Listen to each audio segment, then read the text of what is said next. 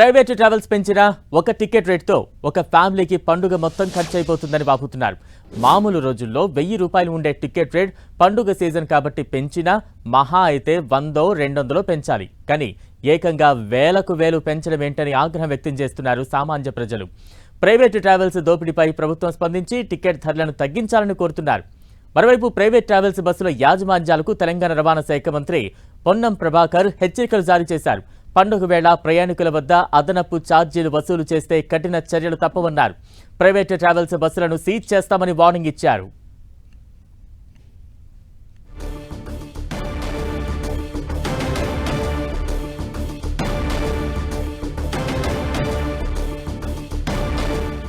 సాధారణ రోజుల్లో కంటే కూడా పండుగ సీజన్ వచ్చిందంటే చాలు ప్రైవేట్ ట్రావెల్స్ దందా ఏ స్థాయిలో ఉంటుందో మనం మాటల్లో చెప్పక్కర్లేదు. అలాంటిది సంక్రాంతి లాంటి పండుగ వచ్చిందంటే ఆ టికెట్ ధరలు వేలల్లోనే ఉండటంతో సామాన్య ప్రజలందరూ కూడా తీవ్ర ఆవేదనకు గురవుతూ ఉన్నారు.